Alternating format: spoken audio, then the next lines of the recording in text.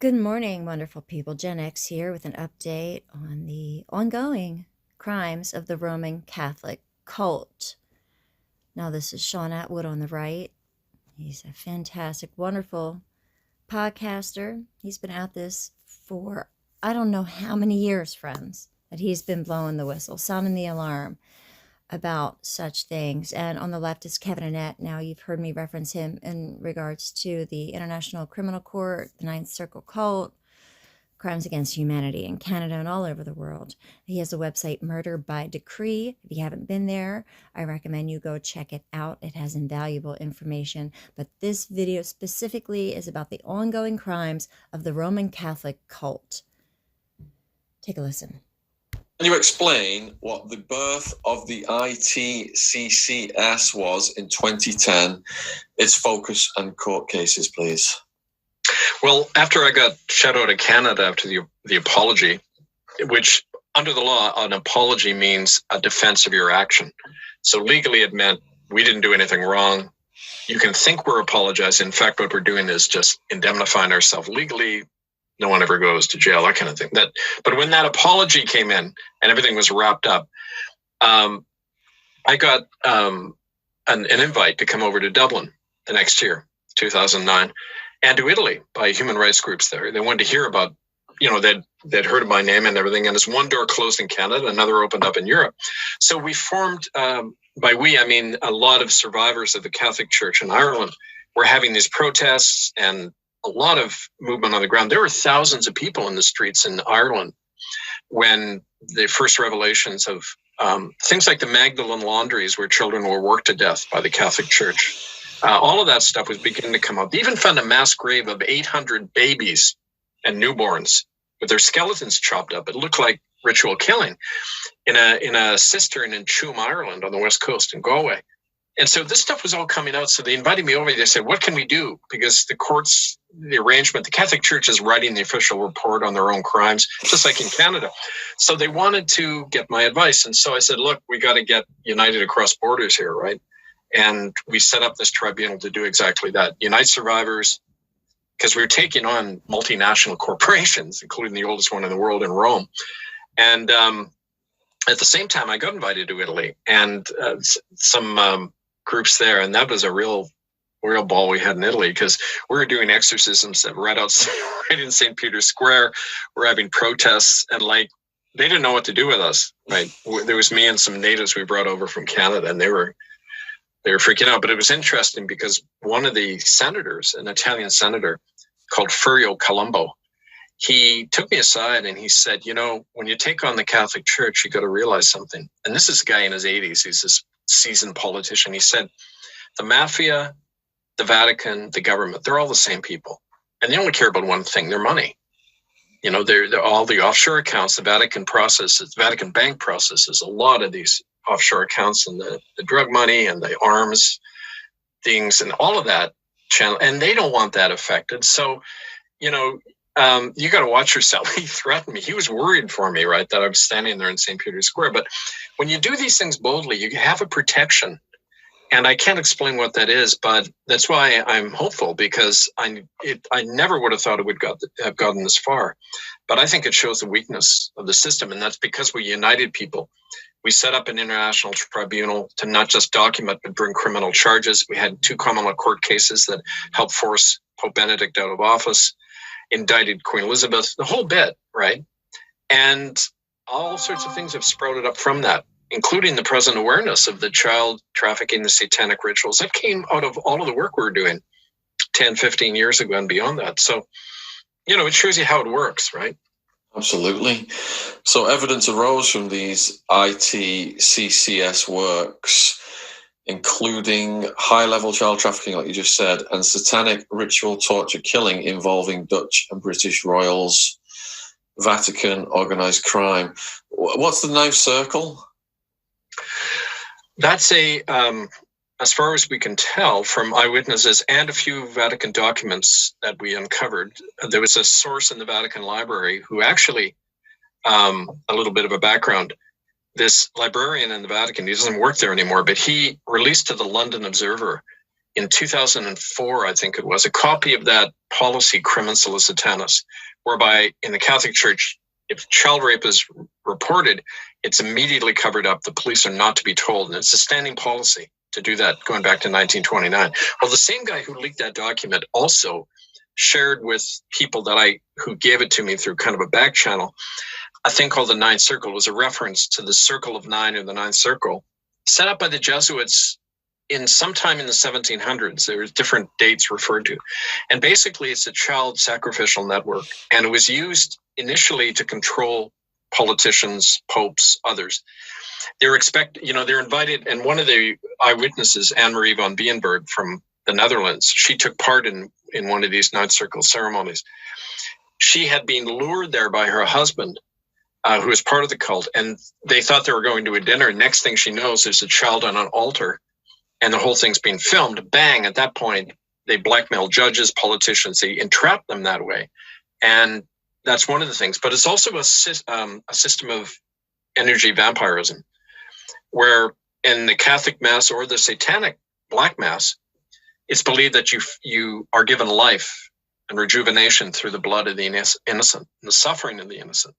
And they literally believe that. And so there's that close parallel. I really believe it's one and the same ritual, but we began to document this on the ground. Eyewitnesses, Anne-Marie, Toos, Nienhaus. You can see these links online. Toos was raised, these are intergenerational Satanic families tied in with the Catholic Church. She was brought as young as 2-3 years old to places like Carnarvon Castle in Wales. She mentioned seeing Mountbatten, Prince Philip, various popes taking part. Basically, the children are tortured horribly, killed, their bodies are cut up, and they're eaten. It's a form of, quote, communion when they're feeding off, and anyone who doesn't take part are themselves killed.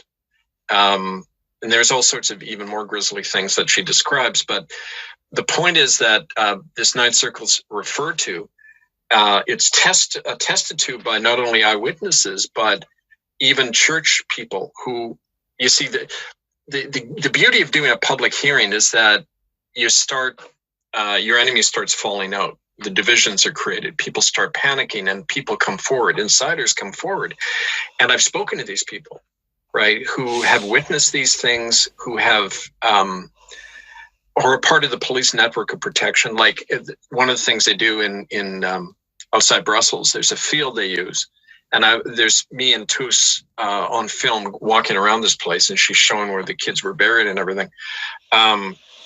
And the police and the soldiers in Belgium cordon off these areas, and because it's the royal families, the Dutch, Belgian, British royal families, so-called, are involved in all these things, and it's centuries old, and it probably goes back to even well before that. You know, if we know anything about the way power works in human history, yeah, these things have been around, but it's now backed with a lot of big money. We learned that Drangheta, which is the name of the European mafia, provide a lot of the children from like youth detention centers, foster homes, Catholic orphanages. There's a strong connection between Drangheta, the mob, the Vatican, different royal families. And, you know, I mean, it's not that the problem isn't the lack of evidence. It's what do you do with it? Where do you take it?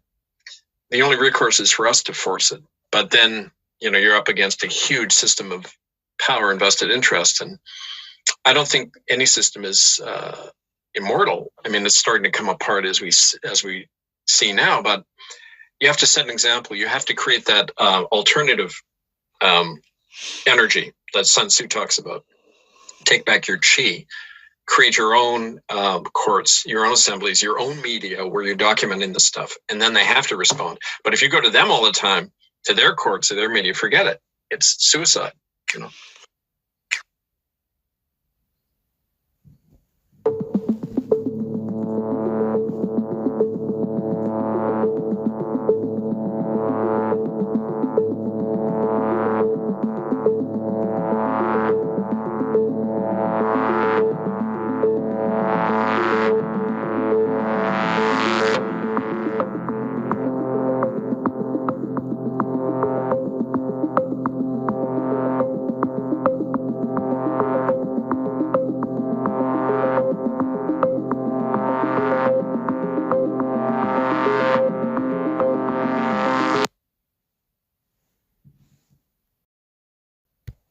explain to people again what the ninth circle is?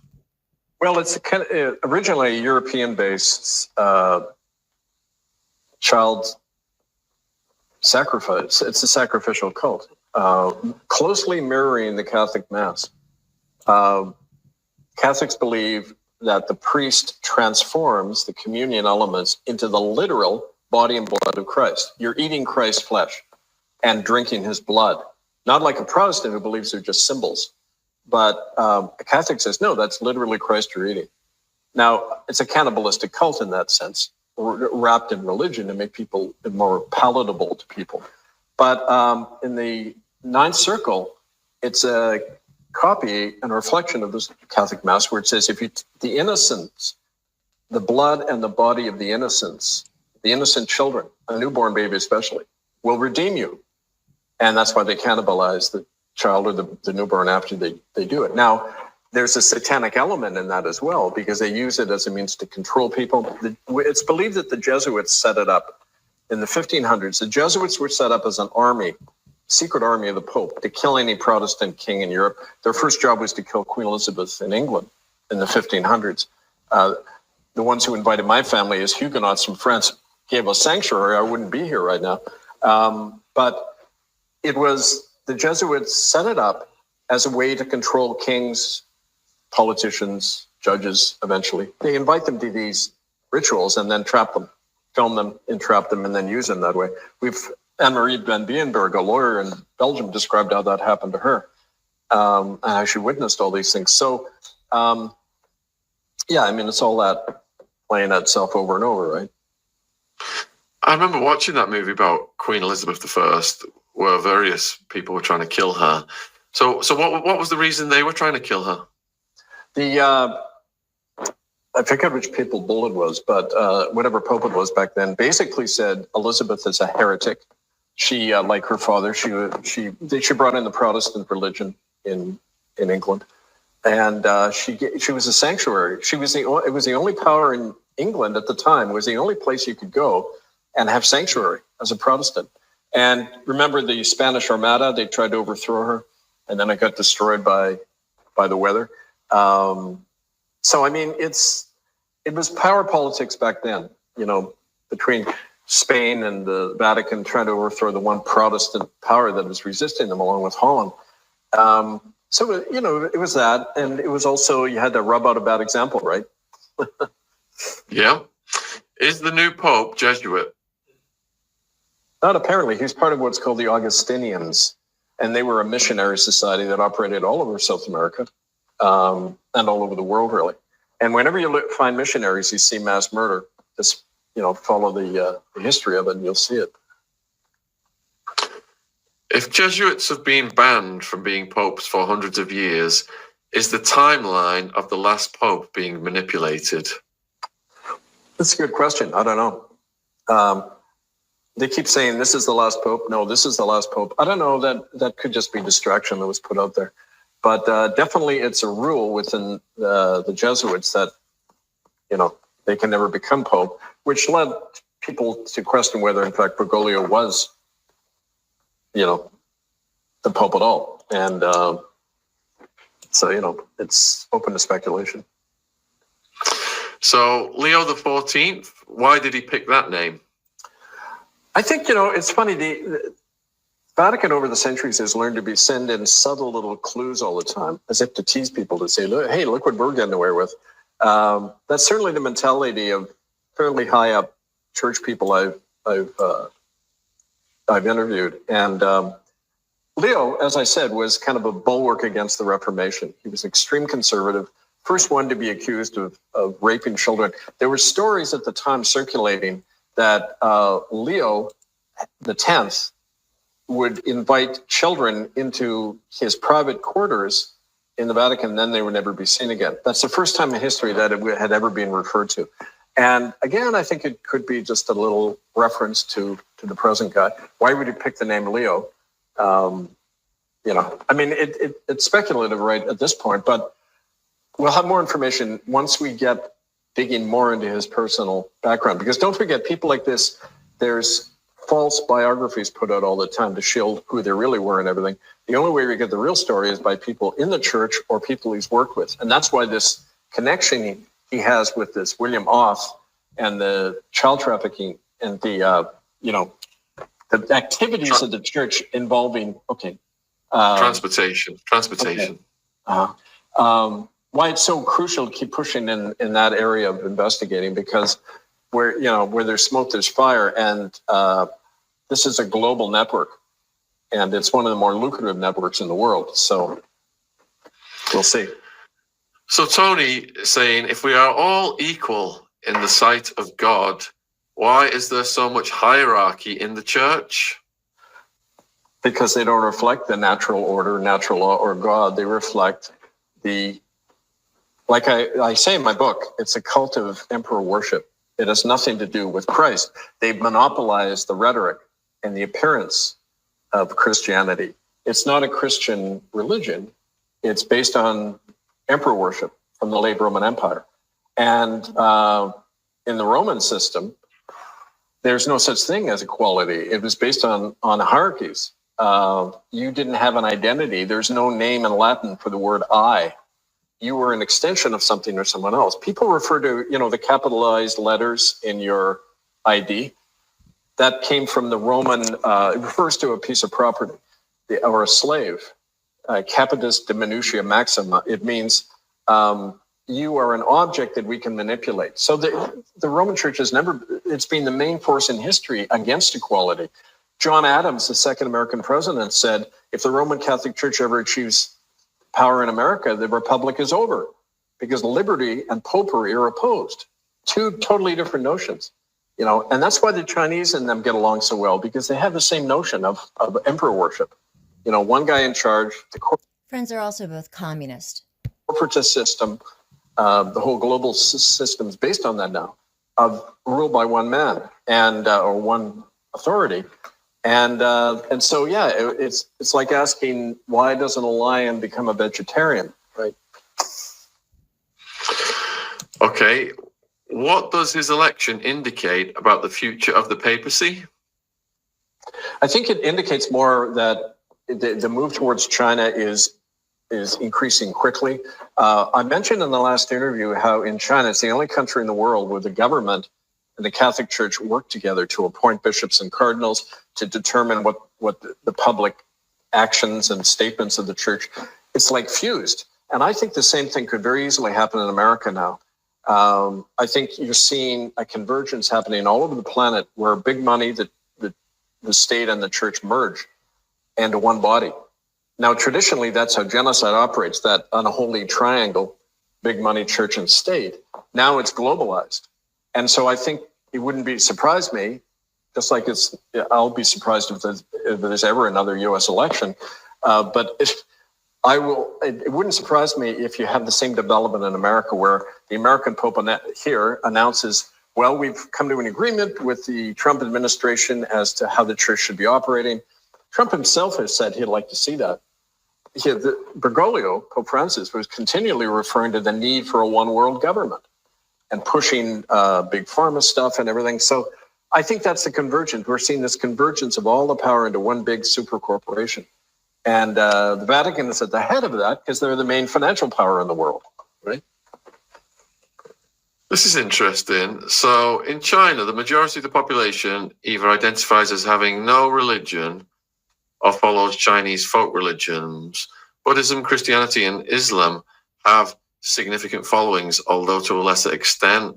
Christianity, including both Protestant and Catholic denominations, is followed by around 5 to 7% of the population. When the population is that big, that's still a hell of a lot of people, isn't it, Kevin? That's what I'm talking about. It's proof. If there were more Catholics in China, it would make sense. But if there are only 5% of the population or less, how come the Chinese government is the only country in the world to work with the Vatican? Well, because it's not about religion. The religion, just politics and religion are for the masses. It's to keep people deluded that, there's such a thing as honesty in government, justice, rule of law. It's about money. It's about power of a few over the many. And the best system to achieve that is a corporatocracy, the hierarchy that we've been talking about. The Vatican and the Mao system of, you could call it state capitalism, or the merger of money and power into one state system. They perfected it. They're bosom buddies. They see the world in the same way. So it's a prototype. It's like what China is doing with the Vatican is like a forerunner to the way the whole world's going to be. And that's why it's important to follow this stuff, because it's like the canary in the mine shaft. What you see going on now with this stuff is going to be the future of the world unless we stop it with an alternative. And that's what we're trying to create on the ground now with the sovereign republics.